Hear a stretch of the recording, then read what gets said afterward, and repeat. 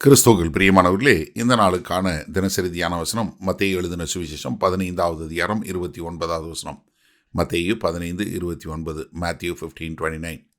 இயேசு அவ்விடம் விட்டு புறப்பட்டு கலிலேயா கடலருகே வந்து ஒரு மலையின் மேல் ஏறி உட்கார்ந்தார். அதாவது கர்த்தராகிய இயேசு கிறிஸ்துனுடைய வாழ்க்கையில் ஒரு காரியம் நம்ம பார்க்கலாம்.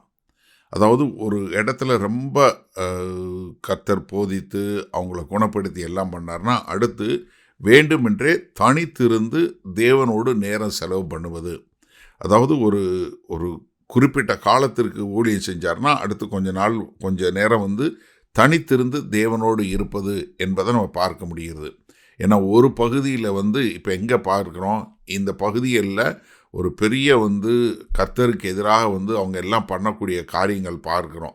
என்ன, நீங்கள் மார்க் 7வது அதிகாரம் 31வது வசனம் இதனுடைய ஒத்த பகுதி பார்த்தீங்கன்னா தெரியும்.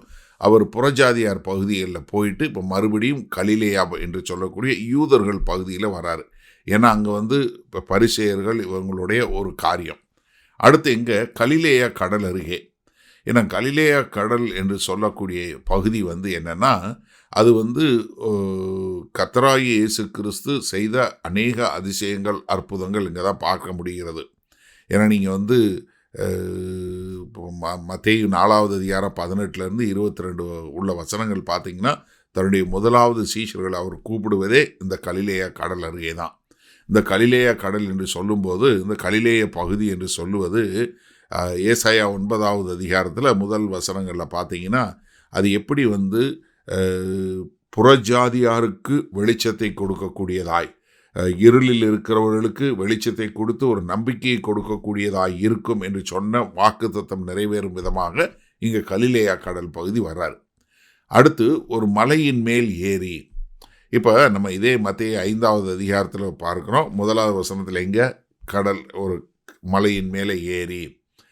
ஏன்னா அங்கே நீங்கள் ஒரு மலை மேலே ஏறி உட்கார்ந்தார் அப்படின்னு சொல்லக்கூடிய ஒரு காரியம்.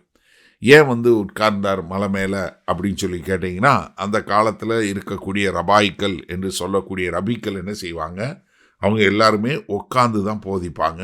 அதே மாதிரி தான் இங்கே கர்த்தராகிய இயேசு கிறிஸ்து இங்கே உட்காந்து போதிக்க போகிறாரு. அது மாத்திரமல்ல, நம்ம இதற்கு பின்பாக வரக்கூடிய வசனங்கள்லேருந்து நம்ம பார்க்கும்போது மிக தெளிவாக தெரியும், அங்கே ஒரு பெரிய ஒரு அற்புதமும் அதிசயமும் நடைபெறக்கூடியதாக அநேகரை சுகப்படுத்தக்கூடிய ஒரு காரியத்தை செய்ய போகிறாரு.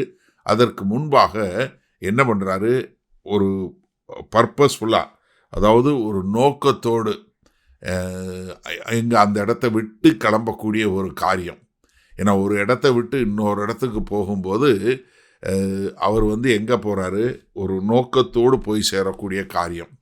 இதில் இன்னொரு முக்கியமான காரியம் என்னென்னா, கர்த்தராகிய இயேசு கிறிஸ்து எங்கே இருக்கிறாரோ அதுதான் ஒரு பரிசுத்த இடமே உள்ள தேவாலயம் மட்டும் பரிசுத்தம் அல்ல என்பதை காட்டக்கூடியதாக இருக்கிறத நம்ம காண முடிகிறது.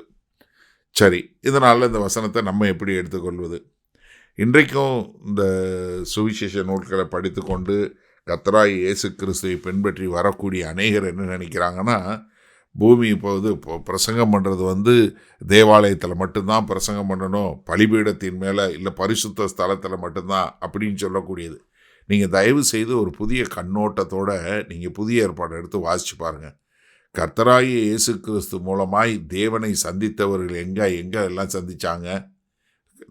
தேவாலயத்தில் மாத்திரம் இல்லை, கடல் அருகே, மலை அருகே, வீதி அருகே, சந்தை வெளியில், எல்லா இடங்கள்லையும். நீங்கள் ஒரு பழைய காலத்தினுடைய ஒரு சரித்திரத்தை எடுத்து பார்த்தீங்கன்னா, நம்ம ஆங்கிலிக்கன் சர்ச்சஸ் என்று சொல்லக்கூடிய சர்ச் ஆஃப் இங்கிலாந்து, அதன் மூலமாய் வரக்கூடிய church of South India, church of North India, இதெல்லாம் வந்து ஆங்கிலிக்கன் சபைகள். இந்த ஆங்கிலிக்கன் சபைகளில் இன்றைக்கும் வந்து அந்த புல்பிட்டு வந்து இது பண்ணுறது யார், அந்த சபையில் உள்ள போதகர் தான் பண்ணணும், வேறு யாரும் பண்ணக்கூடாது, வேறு யாரும் ஏற்ற மாட்டேன்னு சொல்லுவாங்க. இது காலங்காலமாக இருந்தது. ஆனால் இதை விட்டுட்டு அங்கே இருந்த ஒரு போதகர் என்ன பண்ணார், அங்கேருந்து வெளியே வந்து பிரசங்கம் பண்ணார். அப்போ அவங்கெல்லாம் என்ன தெரியுமா செஞ்சாங்க, எப்படி வந்து ஒரு பரிசுத்த பலிபீடத்தை விட்டுட்டு நீ போய் வெளியே நின்று பிரசங்கம் பண்ணலான்னு அவரை தூக்கி சர்ச்சை விட்டு வெளியேற்றினாங்க. அவர் யாரும் இல்லை, அவர் தான் ஜான் வெஸ்லி. அவர் தான் மெத்தடிஸ்ட் சபையை உருவாக்குவதற்கு ஒரு காரணமாக இருந்தார். ஏன்னா கர்த்தராகிய இயேசு கிறிஸ்து ஒரு இடத்துல இல்லைங்க, அவர் மலையில் பேசினார், கடற்கரையில் பேசினார், படகுல ஏறி பேசினார், வழியில் சந்தை வெளியில் போகும்போது பேசினார். எல்லா இடங்களையும் அவர் தேவனுடைய வார்த்தையை போதிக்கக்கூடியதாயும் அதே சமயத்தில் மக்களுடைய தேவைகளை சந்திக்கக்கூடியதாய் இருந்ததை நம்ம பார்க்குறோம். ஏன்னா இங்கே கர்த்தராகிய இயேசு கிறிஸ்து எப்பொழுதுமே அவருடைய மவுண்டன் மூமெண்ட்ஸ் என்று சொல்லக்கூடிய காரியங்கள் பார்த்தீங்கன்னா, அந்த மலைப்பகுதியில் அவரோடு இருந்த காலகட்டத்தில் வந்தவங்களுடைய வாழ்க்கை மாறியதை நம்மளால் காண முடிகிறது. அப்போ எனக்கு அருமையானவர்களே, நம்ம எங்கே இருக்கிறோமோ அதுதான் பரிசுத்த ஸ்தலம் என்று சொல்லி அங்கு தேவனுடைய வார்த்தையை பிரசங்கிப்போமா?